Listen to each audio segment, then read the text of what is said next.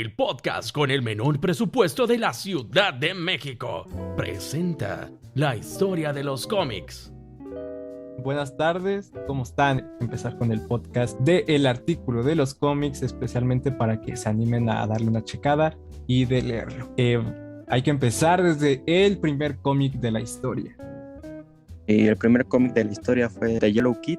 Y bueno, The Yellow Kid es un niño pelón, calvo, que es el personaje principal de la serie que hicieron, que es Hogan's Halley, que la hizo Richard. Y Richard, para sus episodios, en los temas que utilizó fue pues el entorno de su ciudad de Nueva York, de sus barrios y eso. Y su debut fue el 5 de mayo de 1985. Hay un dato muy interesante sobre este primer cómic. Bueno, no es sobre este primer cómic, sino que este sí se considera el primer cómic, pero hay uno todavía muchísimo más antiguo, que se cree que fue desde antes del siglo XIV. Ese es nada más y nada menos que un testamento religioso que se encontraron. Y bueno, este es, por así decirlo, el primer cómic, y el siguiente ya es oficialmente el primer cómic. Es realmente muy impresionante que esta tendencia haya iniciado desde hace siglos atrás, pero en fin, creo que el verdadero boom de los cómics inicia en la Segunda Guerra Mundial. En realidad tuvo un boom en los años 40, justo cuando surgían esto de los héroes. Tampoco hay que olvidar que el cómic fue de gran ayuda para disminuir los efectos de la guerra. Los artistas introdujeron sus personajes principales, tipo el Capitán América o Wonder Woman, para hacer que la población estadounidense se sintiera orgullosa y segura de que su nación iba a ganar la guerra. Además, debido a la buena utilización de diversos géneros de cómics, como los bélicos, humorísticos e incluso los de adultos, generaron un legado que se ve hasta el día de hoy. Así es, y pues creo que cada país hizo lo suyo, ¿no? Pero, por ejemplo, en Europa no existieron los cómics, o sea, a pesar de que tenían los recursos, no hubo rastro de... Y pues Hitler, en parte de Alemania, pues él realmente odiaba los cómics, entonces no hubo absolutamente nada de ellos en Alemania, y en vez de eso decidió invertir en cine. Pero del otro lado de la moneda estamos con Italia, que ahí fue Mickey Mouse quien hizo todo el trabajo, alejando a los niños de la terrible situación que enfrentaban. Y además, ya como todos conocemos, Estados Unidos fue el que se aprovechó más de todos estos recursos, creando a héroes como Capitán América, Superman y Wonder Woman. Como bien mencionaba Leo, uno de los más famosos superhéroes fue Superman, creado por Jerry Siegel y Joe Shuster. Más conocido como el Hombre de Acero, mostró su apoyo a la causa norteamericana. Su procedencia extraterrestre no supuso un impedimento para alinearse al bando aliado.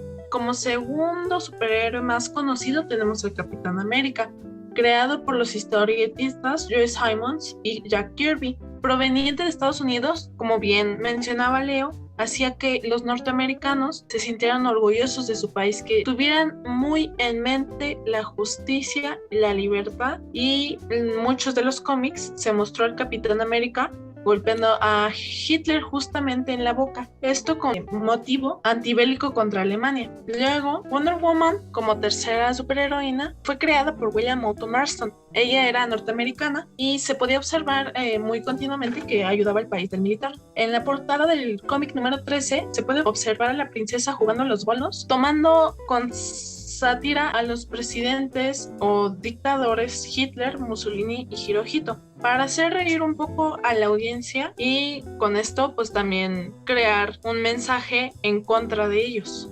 Exacto, y ya por ahí que vas hablando de Wonder Woman, otra cosa que su creador William Moulton era psicólogo con muchos estudios y apoyaba el sufragio y empoderamiento femenino, y con lo cual consiguió y surgió su idea sobre Wonder Woman, pensando en que las mujeres serían las líderes del futuro y que eran mental y moralmente más fuertes y resistentes que los hombres, y con esto le otorgó las características que ya conocemos, como bella como Afrodita, sabia como Atenea, fuerte como Hércules y rápida como Hermes. Y en sus primeros años, como ya habías dicho, se mostraba a Wonder Woman ayudando al ejército tanto estadounidense como inglés para poder derrotar a los nazis y a todo su equipo. Esto como comenzó, pues ya con un avión inglés, estrellándose en la isla de las Amazonas y siendo Wonder Woman quien salvaría a este piloto llamado Steve Trevor. Y entonces ya con eso emprendieron su aventura hacia Inglaterra y con esto empezaron a ayudar a las tropas inglesas y a las tropas norteamericanas, y con todo eso fue que las mujeres pudieron sentirse identificadas porque al fin tenían un representante que las podía hacer verse fuertes como lo son. Entonces fue un gran símbolo durante toda la guerra,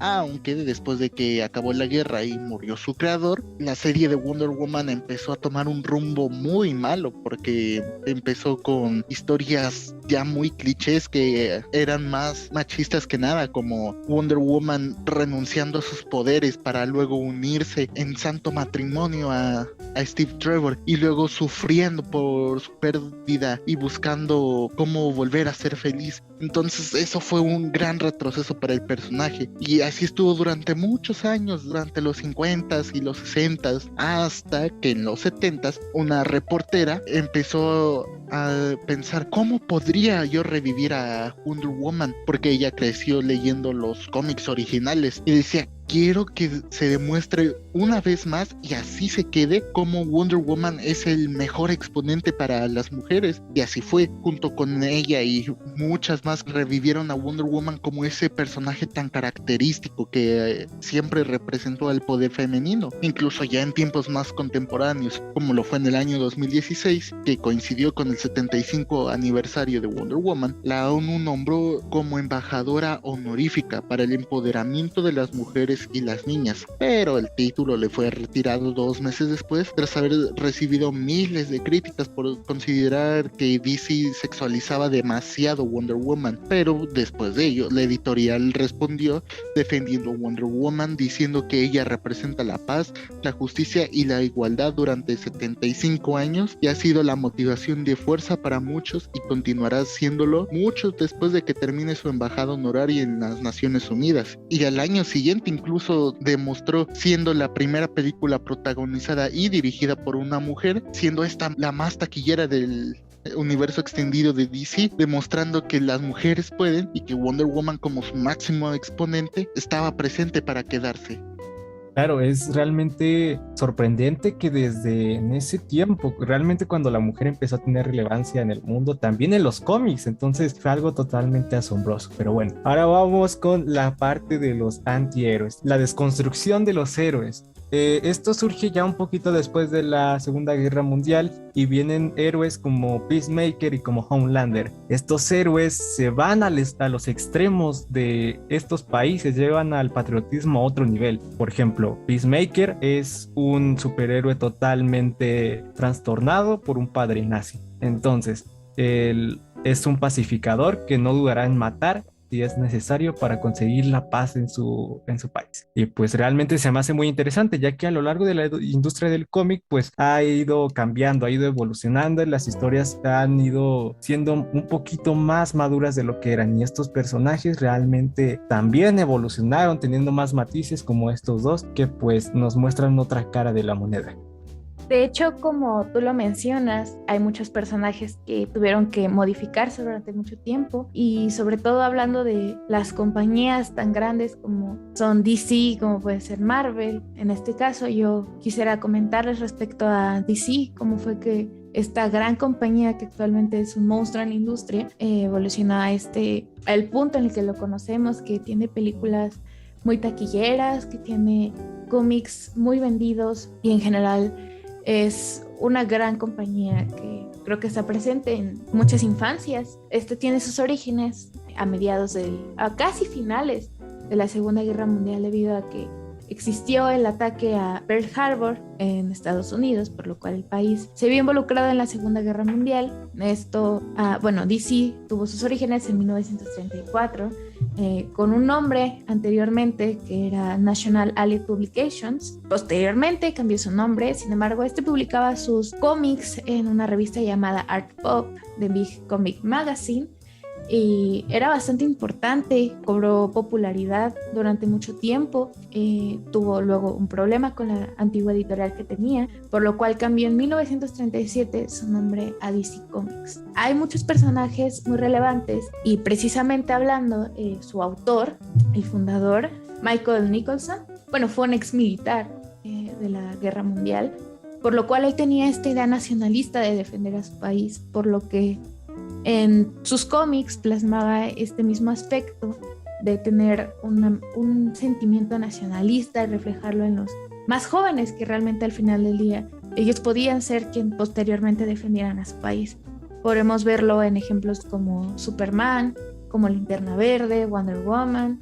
Fueron personajes que realmente marcaron una infancia en muchos niños y estos fueron bastante influenciados. Actualmente podemos ver en referencias de cómics de DC, como por ejemplo Superman Red Son, que es una historia que se desenvuelve en un ambiente comunista. También existen diversos cómics de esa época que los principales enemigos eran los comunistas, o en su gran mayoría eran las personas japonesas, ya que, como sabemos, el ataque a Pearl Harbor fue llevado a cabo por la Armada japonesa, y esto fue lo que ocasionó un sentimiento de xenofobia a muchos niños de la época. Estos fueron aspectos muy importantes que detonaron muchas cosas como series, películas, etcétera, que al final del día esas eran ideas que surgieron a raíz de la guerra. Otra de las grandes compañías, aparte de DC, fue Marvel. Y es que, seamos honestos, ¿quién no conoce al amigable Hombre Araña, a Tony Stark, al Capitán América? Son superhéroes increíbles. Y un claro ejemplo es como cuando salió la película, la nueva de Spider-Man, todos los cines estaban saturados. Pero, ¿desde dónde surgió todo esto? ¿Cómo empezó? Es muy interesante ver la historia de cómo empezó Marvel, y pues fue creada por Martin Goodman en 1939. Al inicio no tenía su nombre conocido como Marvel Comics, sino se llamaba Red Circle Comics. El principal objetivo de esta compañía pues nada más era hacer superhéroes, y tuvo algunos populares, no tanto en la Segunda Guerra Mundial como fue DC a comparación de Superman y Wonder Woman, pero sí tuvo al Capitán América, quien por cierto en su primera edición aparece golpeando a Hitler, como ya no lo habían mencionado anteriormente. Después del fin de la Segunda Guerra Mundial, como por los años 50, Marvel estaba en quiebra, no tenía dinero, y entonces tuvo que cerrar por un cierto tiempo. Pero fue a principios de los años 60 cuando otra vez inició con el tema de los superhéroes, y esto fue porque tuvo un gran impulso por la rivalidad que existía entre Marvel y DC. Aquí fue donde Stan Lee creó el amigable Hombre Araña, los cuales ayudaron a impulsar todavía más, y en los años 70 se hubo la reedición del X-Men, los cuales todavía impulsaron más a Marvel. Y para los años de 1981 fue cuando Marvel empezó a adquirir algunas compañías de animación, las cuales, en base a los cómics, empezaron a animar y a crear algunas series de televisión, y poco a poco esto empezó a crecer hasta que hacer sus películas. Fue aquí donde se inició a crear el llamado Marvel Movies. De ahí fue hasta el año de 2009 donde Disney compró la empresa de Marvel por infinidad de dinero, o sea, son millones por la que los compró, incluyendo a todos los superhéroes que tenía. Y esta compañía puso como propósito todavía impulsarla más.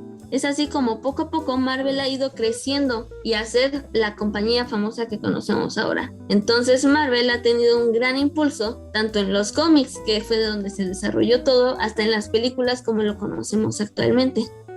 Un dato curioso que también no está de más añadir es que existió una relación entre DC Comics y el revolucionario Pancho Villa, aunque suene complicado, pero su fundador, Michael Nicholson, fue uno de los militares que formó parte de las tropas que fueron en busca y captura del revolucionario mexicano Pancho Villa. Realmente muy interesante, ¿verdad? De parte de las dos compañías, pero en fin, ya creo que hemos llegado a nuestro final. Muchísimas gracias por escucharnos, y pues realmente espero que haya surgido esta curiosidad de leer nuestro artículo. Realmente hay muchas cosas de las cuales no mencionamos acá para que se den una pasada por allá. Hay muchas cosas que vale realmente la pena leerlas y que nos hemos esforzado cada uno de nosotros para hacerlas. En fin, yo me despido, muchísimas gracias por su atención. En serio, les recomendamos que lean nuestro artículo. Les tenemos una pequeña sorpresa que sabemos que les va a encantar. Y pues nada más, también de mi parte sería todo y me despido.